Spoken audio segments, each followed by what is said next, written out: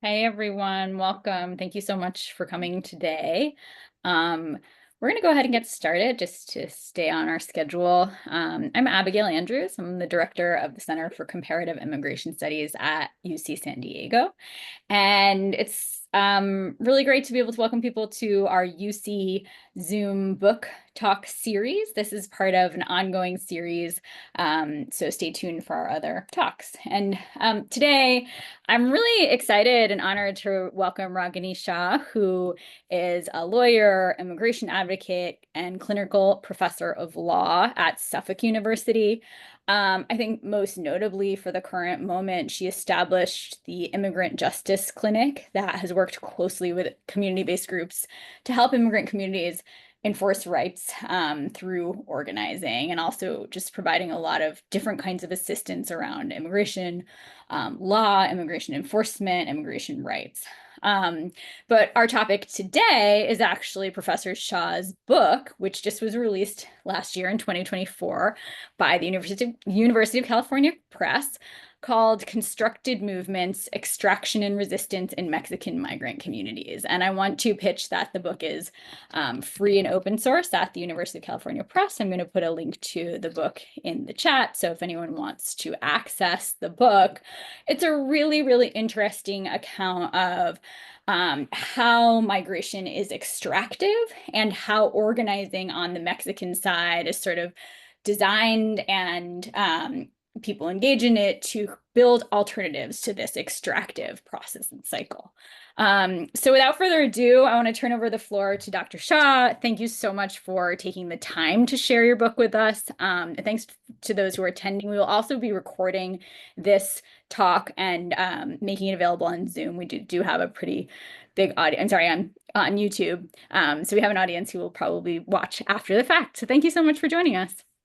Absolutely. And thank you so much for inviting me and for that really lovely introduction, Abigail. I know that your work, I know a lot of people on this call's work has been really important in kind of describing migration dynamics, experience of migrants, the politics of migration. And so I'm really, I feel like it's such a privilege to be able to come and talk in this group because Abigail, as you mentioned, my day-to-day work, we're dealing with kind of rapid response, particularly now. And so it is, quite a privilege to be able to come and talk a little bit more about big picture issues and big picture framing of migration, how we might be able to reframe it.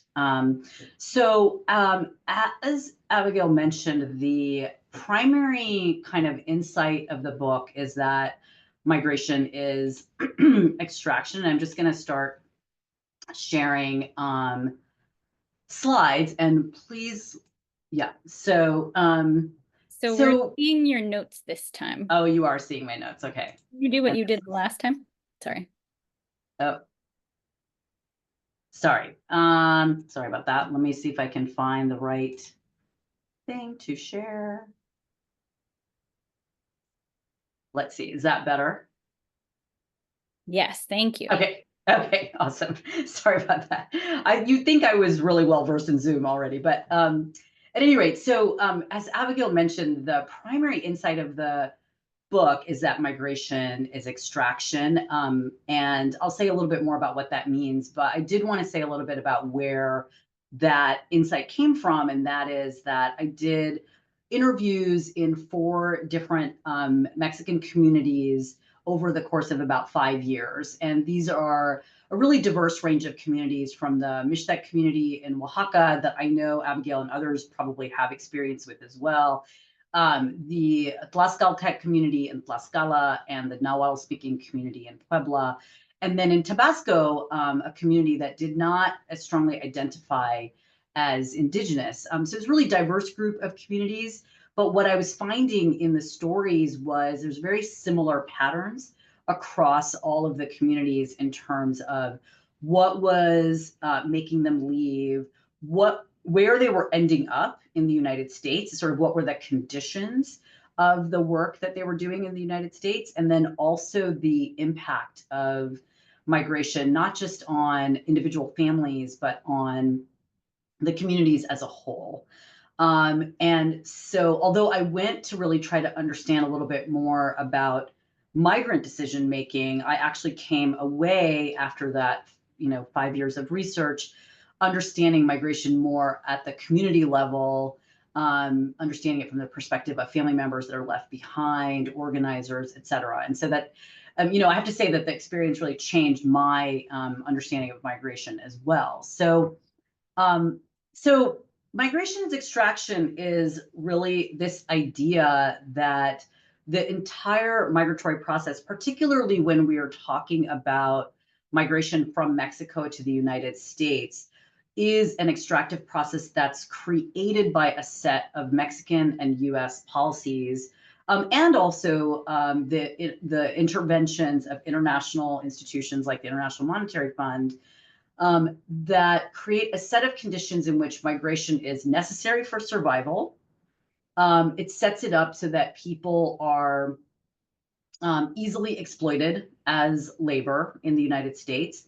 And also that then the state offloads the responsibility for correcting the problems that the divestment from these communities created. It offloads the solution to those problems onto the backs of migrants themselves.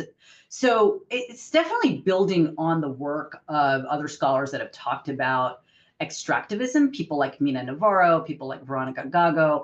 And I would say that, you know, those theories, Gago's theory, for example, of extended extractivism, Mina Navarro's theory of people being forcibly separated from their means of subsistence, are ways in which extractivism is related to migration or might even be causing migration. But I think that what I started to realize is that it's not so much that migration is caused by extractivism. It is caused by extractivism, but is also extraction in and of itself. Um, and as I mentioned, one mechanism for this extraction is extraction of wealth from migrant labor, but it is also extractive. There's this extraction embedded within the immigration enforcement policies themselves, which is something that I deal with on a day-to-day basis as a lawyer, trying to help people navigate those rules, but also policies to try to change those rules. But I think what I didn't quite understand is the ways in which those enforcement policies themselves are extracting from migrants for wealth accumulation. So I'll say a little bit more about that. So these are the three phases that I sort of outline in the book of migration as extraction. The first phase, dislocation, is the part of migration as extraction in which people are separated from the ability to make a livable wage at home, right, in their home communities. And those that inability to make that livable wage is, as many of you on this call already know, is constructed. It's created. It's not something that's a natural condition. And then what that does is then allows for the second phase, which is the displacement phase, where people are pulled into certain industries in the United States that are dependent not just on migrant labor, but on the fact of that labor being unauthorized. So the lack of legal status actually becomes a factor in the ability of employers in extracting from people, and also becomes a factor in the ability of private actors in the enforcement space to profit off of migration as well. And then we move into the entrenchment phase, which I call entrenchment because even after people have spent a certain amount of time in the United States, earning in dollars, remitting money back to their families in their home communities, or even remitting money back to start development projects in their home communities, their remittances, although they are a big part of their own income, and people on this call probably know that migrants tend to remit up to 50% of their earnings back to their home communities. So even though it's a large part of their own income, it isn't enough to really offset the massive divestment that caused their migration in the first place. So in fact, what happens is that there's a cycle of migration that gets entrenched. So people children of migrants who are benefiting in some ways from their parents having paid for their education, for example, are still find themselves in a situation where they're also having to migrate in order to make a living themselves. So I thought, since the book focuses on stories, that it might be useful to tell one of the stories. So I did over 70 interviews, and about 15 of the stories are in the book, and they go throughout the book and interweave with analysis in order to explain a little bit more about these three phases of extraction, but also to then talk about how people are resisting migration as extraction. So I'm going to actually go through a little bit the story of Don Margarito Santos, who's one of the people that I interviewed. All of the names that I use in the book are pseudonyms. But so, according to Don Santos, 50% of the people in his hometown of Laguna Guadalupe de Yucanicoco migrate to the United States, quote, because there is no work. The work there is, you don't even make 100 pesos a day. We do farm, but only enough for us to eat. We invest more in the farm than we harvest. Don Santos could identify the exact years when the Pueblo's outmigration rose. There stopped being enough work in the Pueblo in 1986 and 1987, he said. And that is when migration from the Pueblo really began. He migrated for the first time in 1987 because, he says quite bluntly, there was work there. He then added, not because they, meaning the US growers, paid more, but because there was work, period. And the conditions that Don Santos is describing in 1986 and 1987, again, these are not accidental. They're actually conditions that were imposed by the International Monetary Fund and at the behest of the US Treasury. So the conditions imposed by the US and the IMF involve three pillars of economic reforms: fiscal austerity, privatization, and market liberalization. The IMF saw agricultural spending cuts as key to fulfilling the austerity goals it set out for the Mexican government as a condition of its loans. And on this graph, you may be able to see it, but it's the orange line that refers to, on the left, the graph on the left, it's the orange line that refers to agricultural spending. And so the Mexican government duly responded to the International Monetary Fund, stating in its 1986 letter of intent that it would, quote, eliminate unjustified subsidies. These promises translated into a reduced public role in a variety of different programs that existed prior to 1986. And as a result of these combined cuts, agricultural investment in small farms dropped by 85% between 1980 and 1989. And that is, you do see that represented on this graph. I think in order for the graph to fit on one page, it doesn't look like as dramatic of a line as if you were to see it if there were smaller increments of numbers on the left. But there's this incredible decrease in spending over time. And of course, that correlates with the rise in people leaving their home communities and going to the United States without authorization. Don Santos is, around here. This is when his first journey occurred in 1987, which you can see is around the time that a number of people also made their journeys to the United States.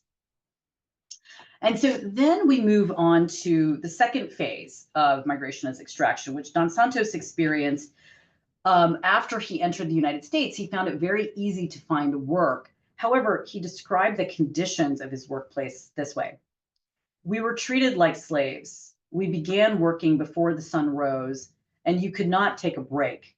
They managed us hard. You had to be fast. I was fast, but even I needed a break. If we tried to take a moment to rest from the sun, the exhaustion, we were yelled at, even hit. They saw us as beasts, nothing more. And I thought that Don Santos referring to the employers seeing them as beasts was particularly poignant because of the ways in which U.S. congressional members refer to Mexican workers as bestial, right, in their efforts to try to pass programs that would bring in agricultural laborers.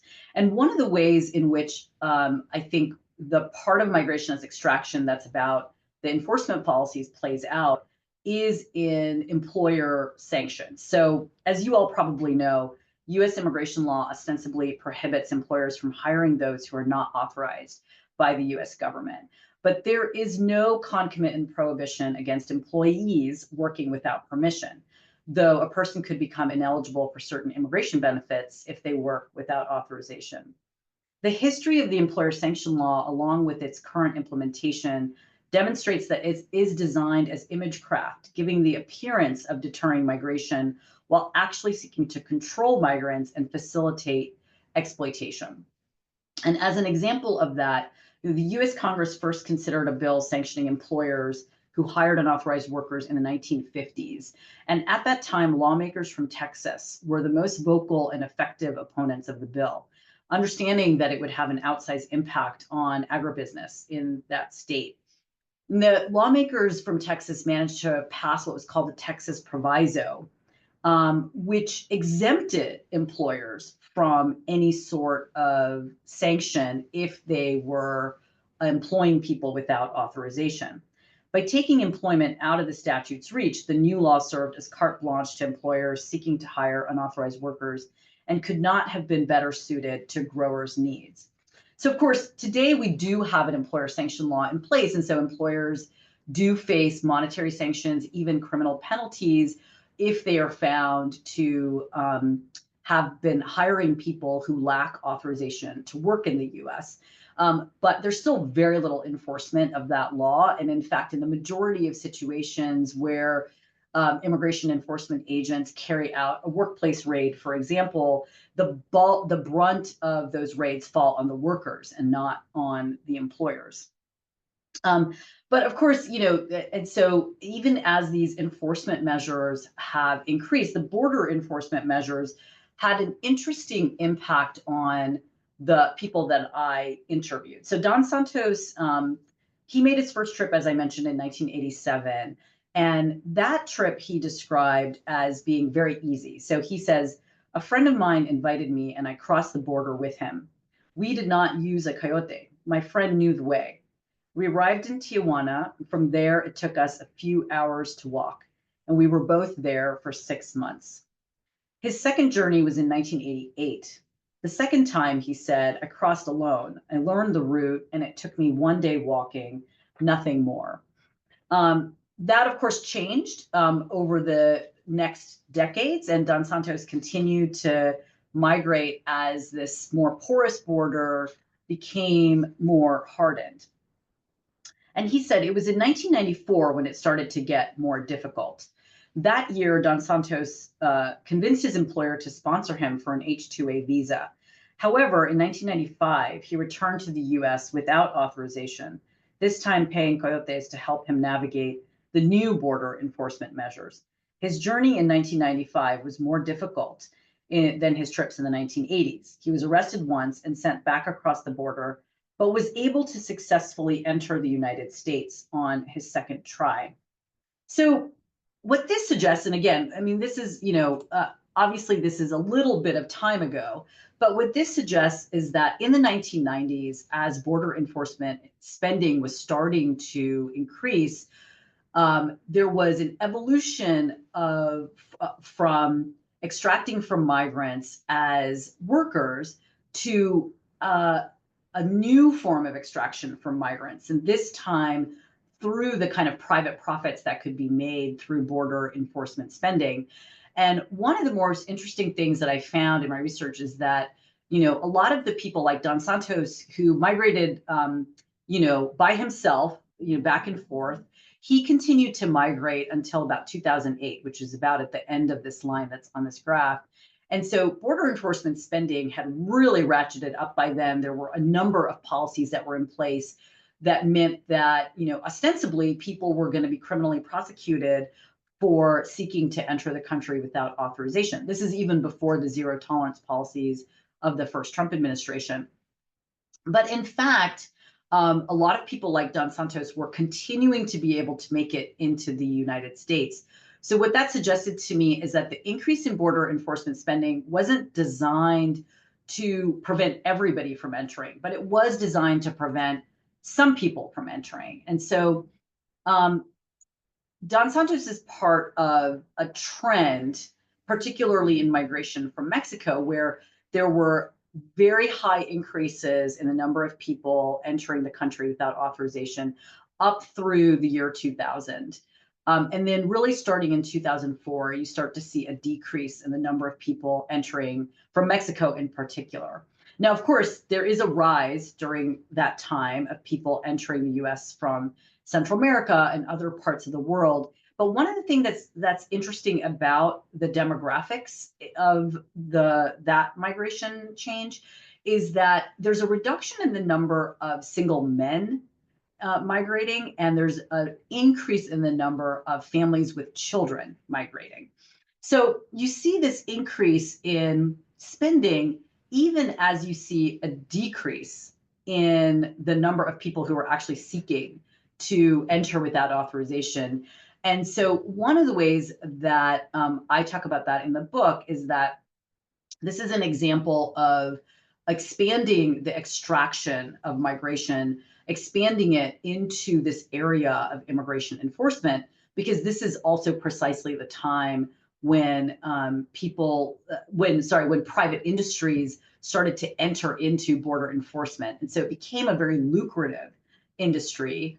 And at this point in time, in 2025, about 50% of the spending that is done on border enforcement is through spending on private contracts. And that really started in the 2000s, exactly when migration was, sort of tapering off from Mexico to the US. And then Don Santos also talked about this last stage of migration as extraction, which is the entrenchment stage, when he talked about the ways in which he had tried to help his family and what were the conditions in his community when he returned. So he said, in talking with me about conditions in Laguna, Don Santos lamented, people think that migration is a benefit, but we don't have anything in my pueblo. If we can get good work in the United States, we can build a house for ourselves, buy clothes, a car, but it does nothing for the whole pueblo. And that, really stuck with me. As I started to kind of review some of the other responses that I had gotten from people about the ways in which migration impacted the financial health of their families or their communities, I heard over and over again this kind of similar theme of, yes, of course, we were able to pay for school, or we were able to pay for necessities, we were able to pay for really important things that would not have been possible without migration. But ultimately, it was not a benefit for the entire pueblo or the entire community or the entire region.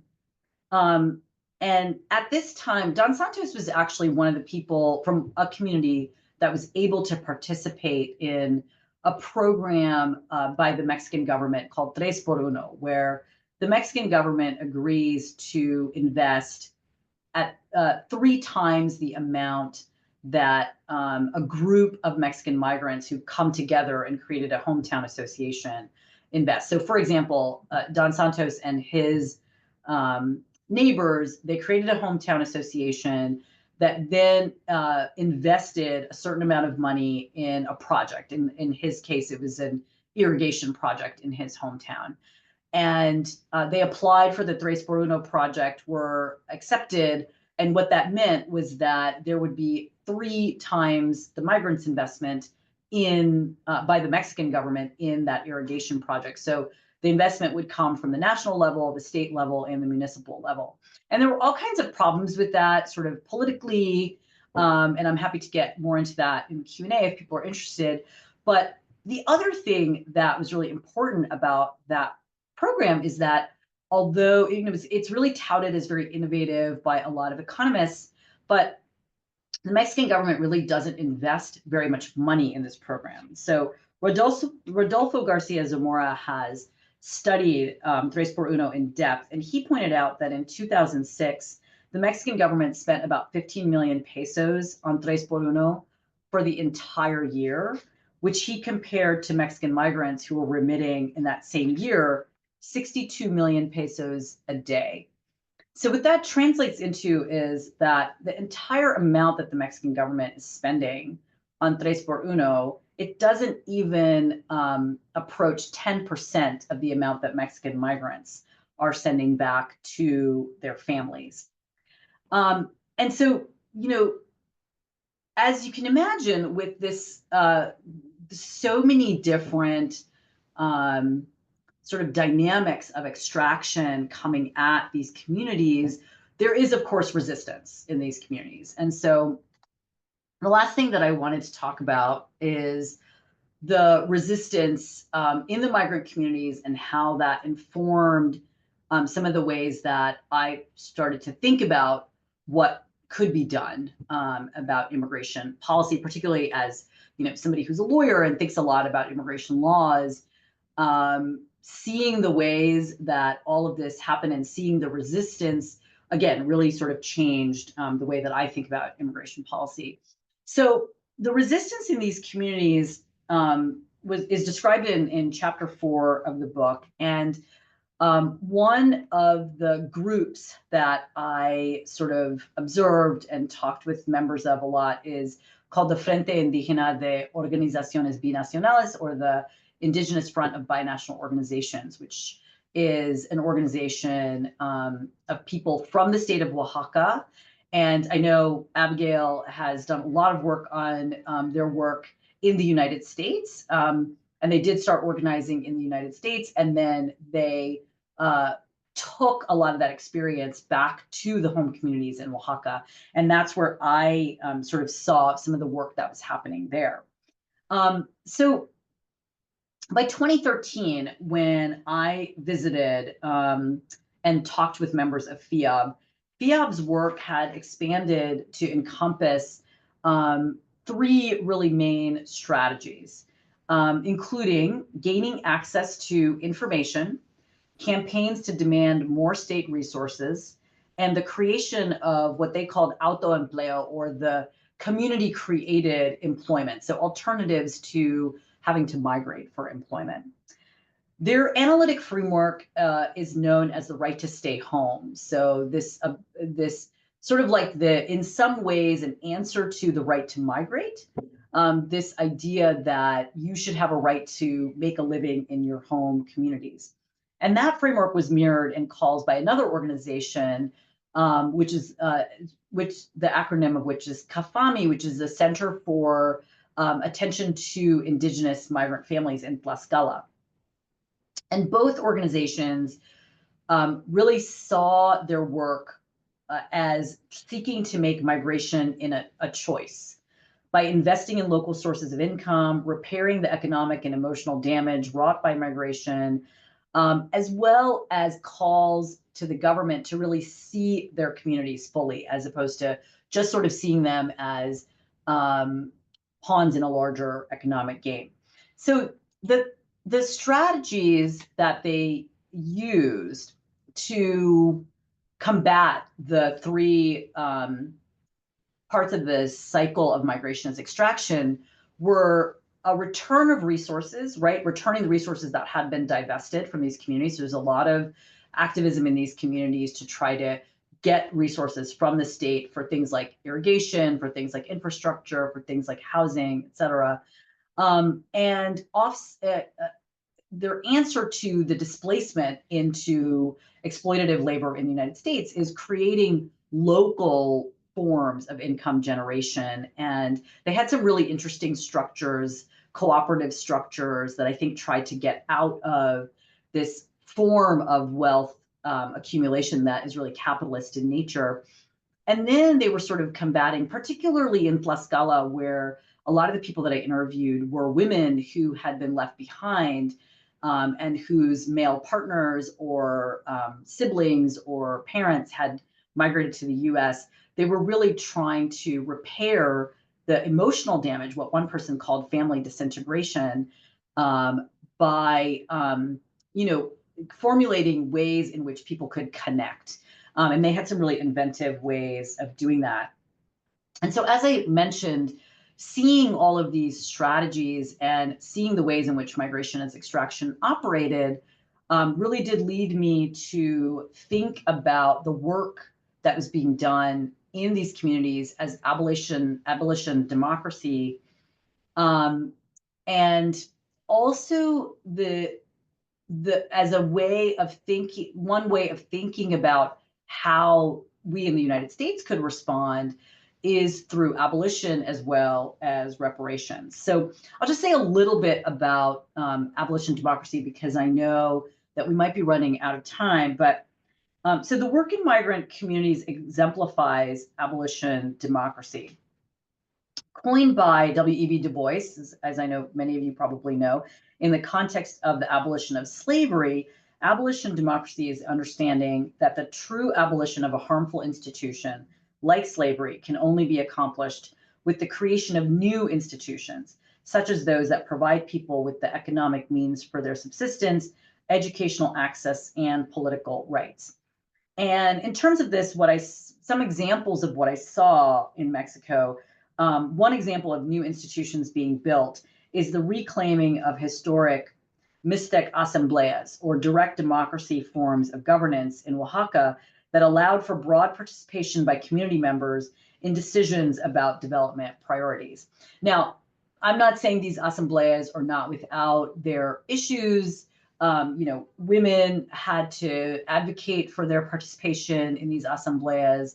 There are other power dynamics at play, but they do provide an alternative to what they see as the more colonial forms of government of the various levels of the Mexican state. And then outside of formal governing structures, indigenous migrant communities in particular have also built non-governmental structures like FIAB and CAFAMI that exert political pressure. And these non-governmental organizations are structured around community-led decision-making and have intentionally developed the leadership of women. And so that, I think, is, potentially something to think about in terms of how do we support the efforts of these communities, particularly given that so many of our policies are responsible for the conditions in which they are operating and having to migrate. Is there a way to think about, how do we think about the immigration enforcement system, for example, if we think about abolishing that system, right, which is costs a lot of money and involves a lot of personnel, and instead redirected those efforts towards supporting communities that we have extracted so much from. And also thinking about whether there is some kind of obligation on the part of U.S. actors, whether they be government or private industry actors that, again, have participated in the extraction from migrants, to repair that damage through actual reparations. And so there's a few different things that I suggest in the book. Creation of a fund to reallocate resources, and also this possibility of having the ability for migrant workers to self-sponsor instead of relying on employers to sponsor them for status in the United States. And like I said, I'm happy to talk more about these ideas and any other ideas that people would like to talk about. So thank you again so much for having me, and I look forward to that conversation.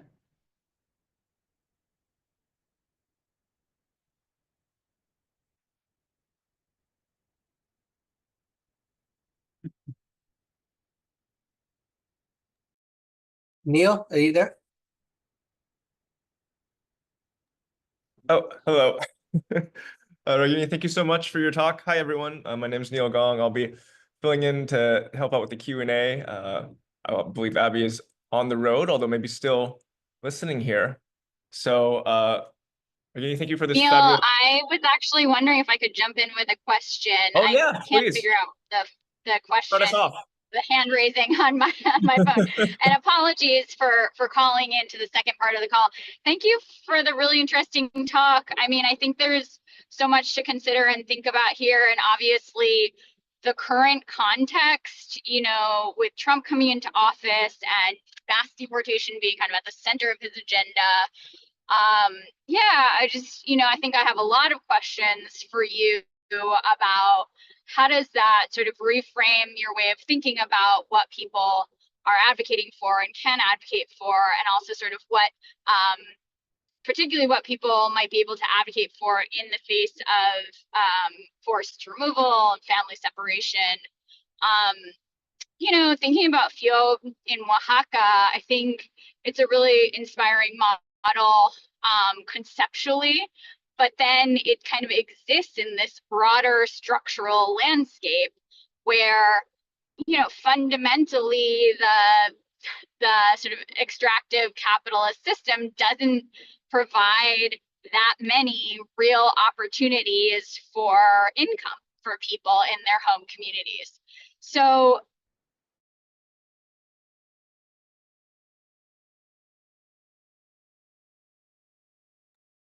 I don't know if Abby got cut off there, but I think the main thrust of the question is out there, if you'd like to respond. Sure, absolutely. And Abby, if we do get you back. Areas. Oh. Can you hear me? Yeah. How do you think about the right for people not to migrate, especially in rural areas?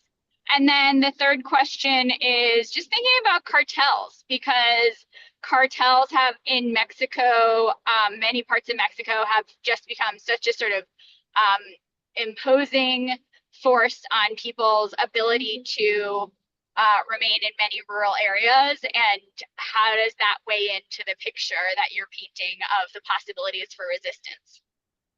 Thank you. Yeah, absolutely. And thank you so much for those questions. I really appreciate that. And I think I'll take them in the order in which you asked them. So I would say, in terms of the current context, thinking about the ways in which the Trump administration is talking about mass deportation, I think they have actually started to engage in not necessarily raids, but certainly arrests. I actually think that it's really important to continue to center the fact that immigration enforcement is not all about, but it is a tool of wealth accumulation, right? And so you could see mass deportation as an attempt to both increase the amount of money that we're going to now spend on immigration enforcement, increase the profit margins of companies like Palantir and GeoCorp and all these companies that engage with the border enforcement. And in fact, the stock prices of these companies have risen since Trump came into office for the second time. And so there's that, as well as the continued ability of employers to profit from exploited labor. And in fact, to be able to engage in even higher levels of exploitation, because now you've driven people underground and made them less likely to complain about their working conditions. And that, of course, as we know, when people who are undocumented have less ability to complain, that worsens working conditions for everybody. And so it's actually going to exacerbate the problems that led some people to vote for Trump, because they were sort of maybe they believe already, but certainly the political rhetoric was that immigrants are responsible for the higher prices of groceries or the higher prices of housing, when in fact the opposite is true, right? They're not responsible. They're actually the ones who are responsible for making those things, for bringing those things to fruition. And so I think, again, it's not a satisfactory response to the immediate, what do we do about the fact that Trump is employing this giant force to deport people. But I do think it's important to stay grounded in the fact that these forces are ultimately forces of capitalism, just like labor exploitation is also a force of capitalism. So I'm happy to follow up if I know that's not necessarily always a satisfactory answer. It's the second part of your question about FIOB.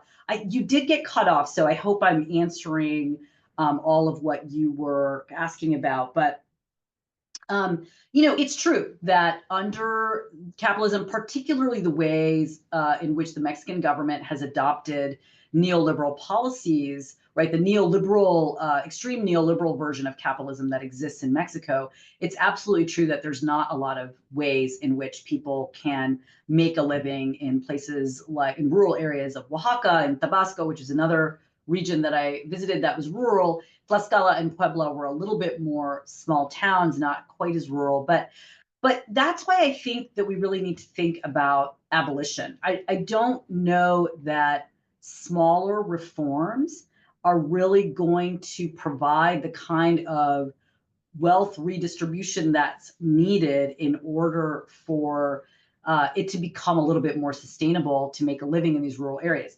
And then there's, of course, climate change, which I don't talk about that much in this book, but that also makes it very difficult to remain in a particular community, in some particular communities, right?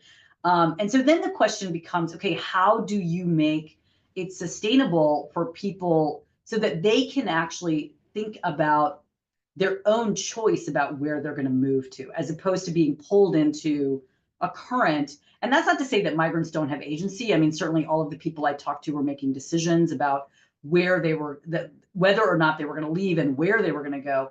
But they're making these decisions in very, in conditions of scarcity and very, very cabined conditions. And so how do you expand the conditions under which people are making decisions? Are there ways to make for other parts of Mexico or parts of the U.S. prepared to accept people who are migrating because of things like climate change or because of, things like decisions that, yes, it is actually more sustainable to be able to make a living in the United States. And lastly, on your point about cartels, I mean, I think cartels are another really interesting part of this. And mostly in the book, I talk about the cartels' involvement in coyotaje, right? The industry of guiding people through the border region into the United States. Cartels have been increasingly involved in that.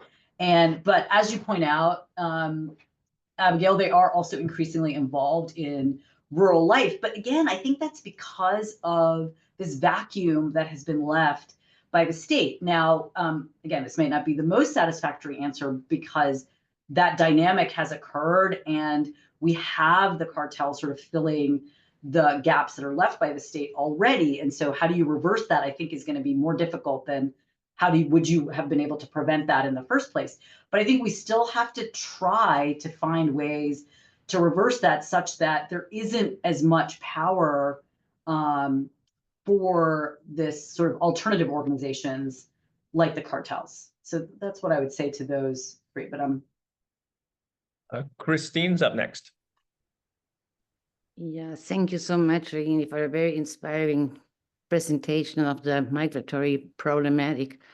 I'm in the history department at UCSD, and I would like to know a little bit more about what you think, given your scheme of analysis, about, for example, the Bracero program, and talking about where the constellations, political constellations were quite different, no? And what the reactions in that context of the U.S. government and the Mexican government and the local communities, no, that you so fantastically described, no, as a kind of self-defense to deal with this migratory issue. And then the other component harks back to Abigail's question. What about COVID? I mean, what were the repercussions in this kind of migratory process with COVID? And I work basically on the Andean region. And what we saw in the Andes is a return migration to local communities during COVID. No? So it was the kind of same adaptive process, but given to name it in some way at the macro level. So I was just curious to know your thoughts about this. Thank you. Yeah, absolutely, absolutely. So yeah, the Bracero program,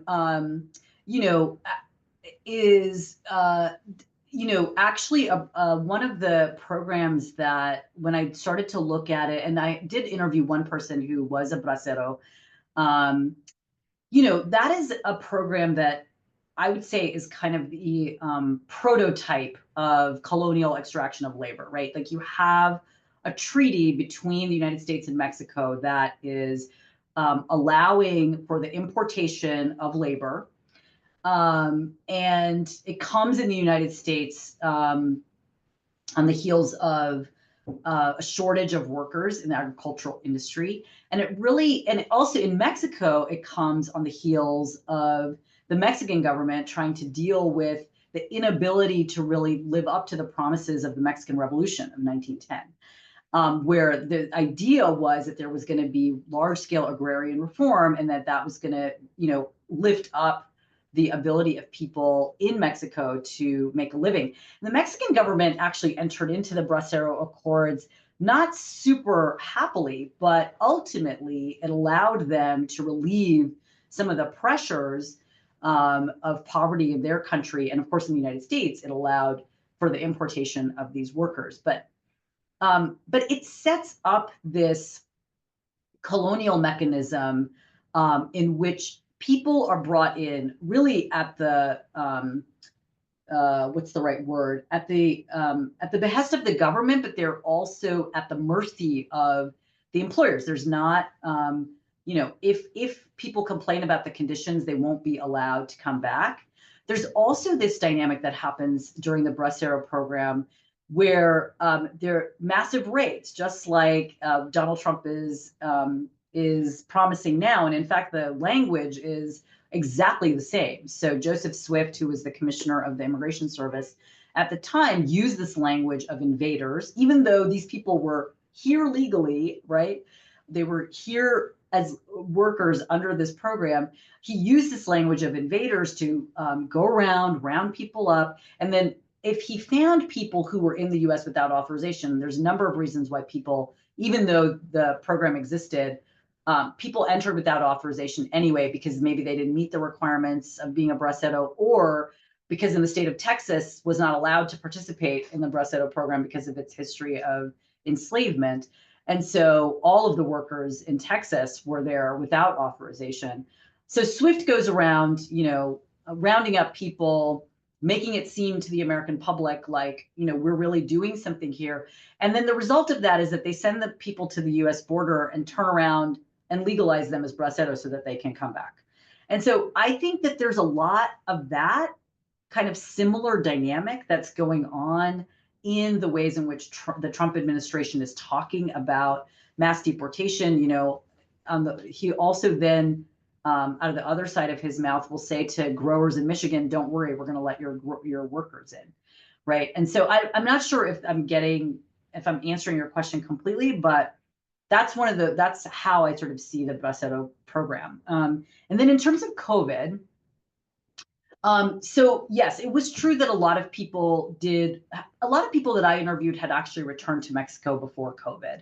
But it is true that they saw even larger numbers of people returning, particularly to rural areas where they felt like they could keep themselves safer. And they also wanted to, in a lot of cases, really badly just want to be with their families. And finally, even people who had extended their stays in the United States because they didn't want to have to go back and forth, which has now become very expensive and very, very dangerous. They now just decided, I think it's time, like I just want to be with my family. But what's interesting is that since the public health emergency has been lifted, there has been an increase in the number of people migrating out of their communities in Mexico again.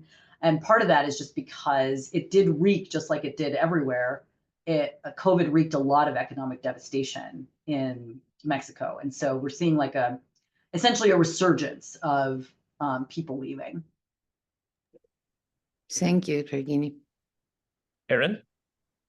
Yes, thank you so much for the talk. I also have questions about some of the contemporary policy conversations, and one I think follows on Christine's question about Bracero.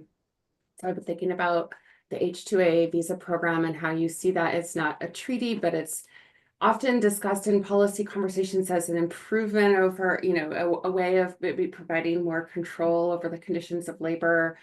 And since, those rates of undocumented immigration have declined, it's emerged as a more prominent form of migration between Mexico and the United States. So I'm curious your thoughts on that program, visa program. And then also the likely reintroduction of the Remain in Mexico program and Mexico's collaboration with the Trump administration. I mean, what signals you're seeing from the Sheinbaum administration about the deportation of people who are not able to enter the U.S. as he closes the border and so on, who are there to file claims for asylum. So just curious how you're seeing all this in the context of, I mean, it's certainly consistent with the context of your broad argument, but I would love to hear you talk a bit more about it. Yeah, absolutely. I really appreciate that because so on the H-2As, I think it's really interesting because H-2As, I think, could theoretically provide a vehicle for people to migrate legally, right? There's the H-2As are the agricultural visas, allows people to enter temporarily to work, mostly in actual fields, but also can be expanded to include agricultural processing. And so, you know, like I said, theoretically, that could offer an opportunity. Like, there's no quota on the number of H-2A workers who can enter in a given year. So, you know, I mean, the fact that we have a mostly unauthorized workforce working in agriculture is kind of interesting, given that the H-2A program exists and employers could just apply for their workers, right? But I think two things are going on. So one, and I think the H-2A is not a particularly good solution to the issue of agricultural working conditions. So there's two things going on. One is that I think growers are actually interested in having unauthorized workers. I think they actually benefit more from having an unauthorized workforce who can't organize as much.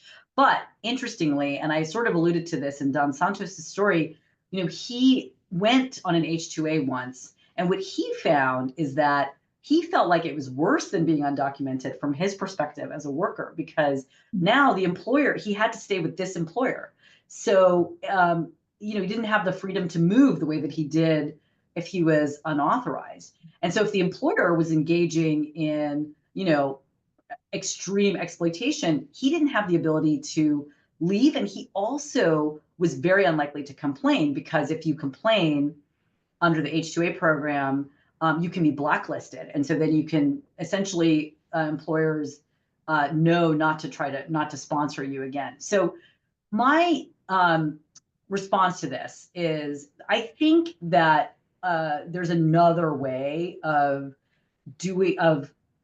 allowing workers in the agricultural industries and other industries to gain legal status, and that is allowing them to sponsor themselves. And that could be done after they have a certain amount of experience in the industry already, or even before they enter the country. I mean, we do have part of the immigration law does allow for self-sponsorship if you show extraordinary ability, right? So if you're a Nobel Prize winner or you're an Academy Award winner, you can sponsor yourself. You don't need an employer to sponsor you.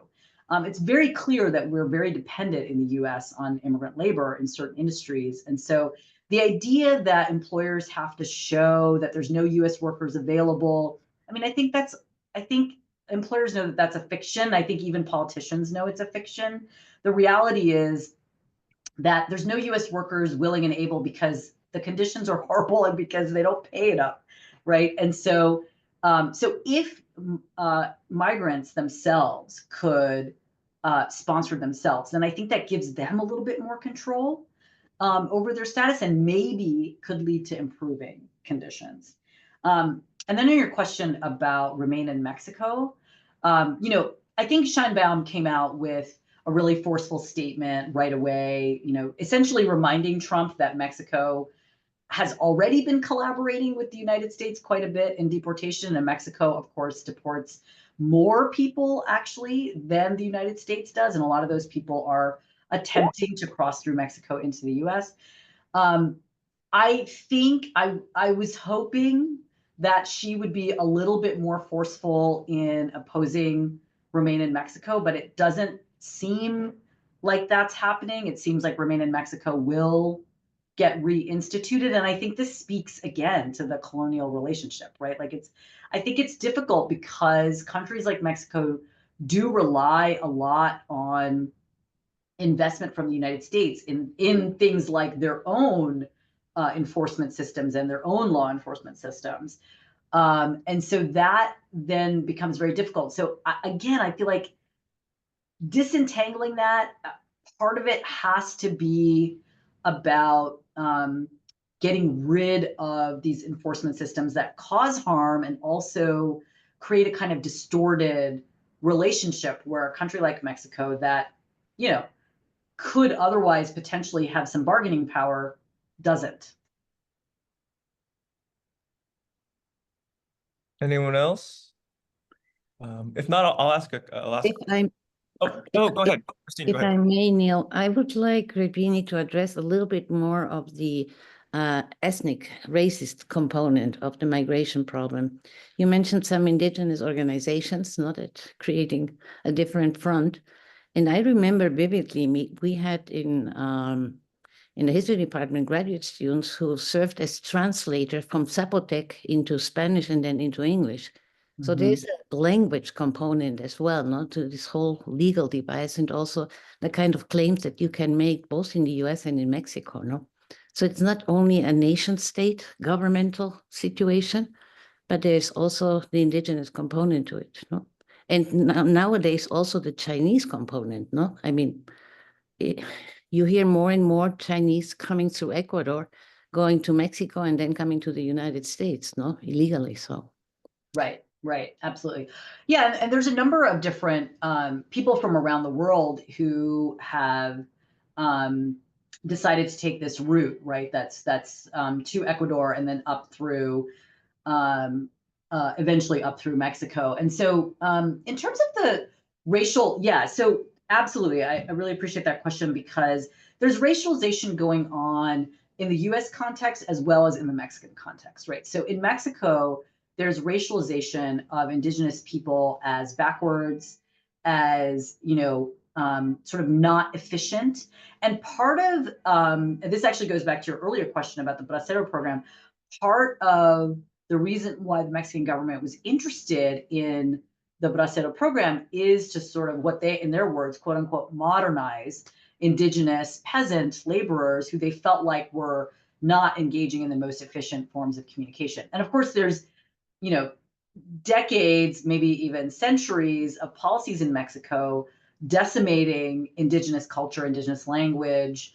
And a lot of what was happening in one of the communities in Tlaxcala was to try to reclaim language and indigenous practice. So one of the things that the women were doing, which was really interesting, was they created this this cooperative called Herbalini, which was essentially taking from their Nahuatl knowledge of plant-based medicines and trying to sort of see if there was some way to generate income from that, right, as a way of kind of combating that. But certainly, I mean, they would tell you, and I think the community, the Mixtec community in Oaxaca also were very clear that, you know, the government does sort of see them as lesser because they're indigenous.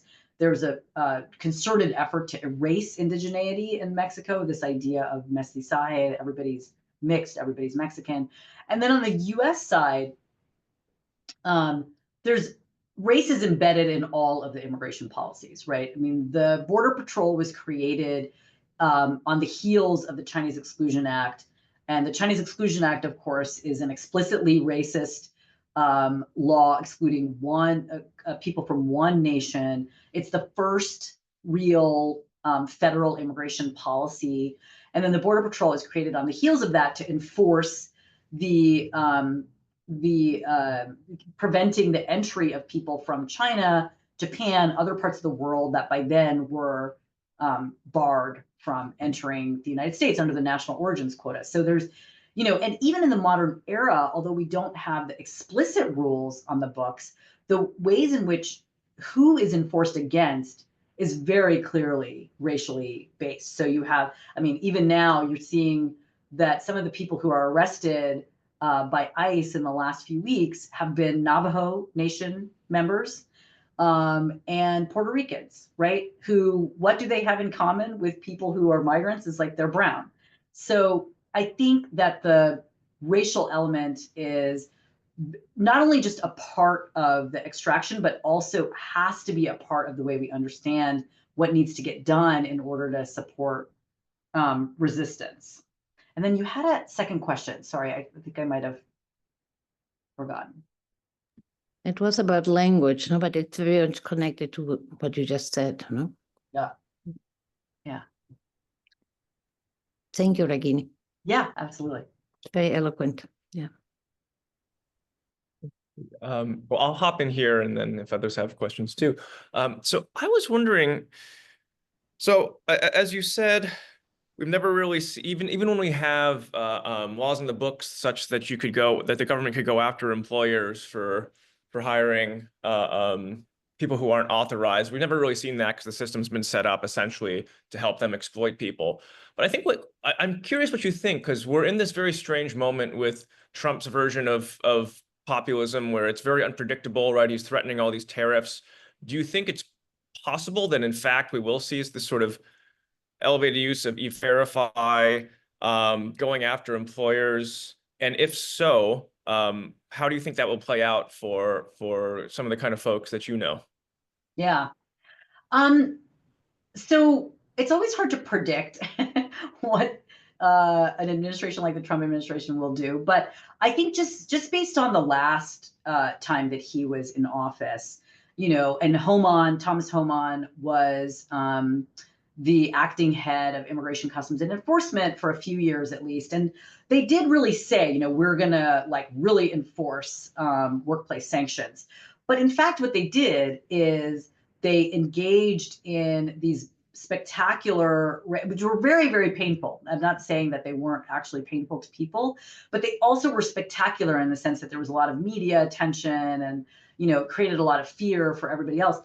And ultimately what happened is that they targeted the workers and they did not fine the employers, even though it was very clear that not only had this company this is the plant in Mississippi, the poultry plant, whose name is escaping me for the moment. But, the owners of those plants had been employing people without authorization for years, had been cited previously for doing so. But there was no penalty for those employers, right? I think one of the 12 shareholders actually got any sort of sanction at all. And so I actually think that, again, I feel like the fact that we have employer sanctions on the books and that it's not enforced is just further evidence to me that our immigration enforcement system isn't designed to encourage employers to employ people in the United States. It's designed to make it seem to the public like we're doing something, when in fact, and sort of hide, I guess maybe the other way to think about it is it sort of hides the real impact, which is on the workers themselves, and which also impacts US-based workers, not just unauthorized workers. Thank you. Anyone else? Where can we get her book? I think Abigail might have put something in the chat. Oh, Okay. Maybe you could just repost it in the chat, because if new people signed on, they might not have seen it yet. yes, I will do that. 1 second, let me just grab a link. Yeah, and while you're doing that, just thank you so much for this talk. It was really interesting. I think we can go ahead and, if there are no further. Abby, you just cut out, but I don't know if you can hear us. I think we can go ahead and wrap up, Neil, if there are no further questions. All right, thanks, Ragini. Thanks, everybody. Thank you. Thank you so much. Appreciate it.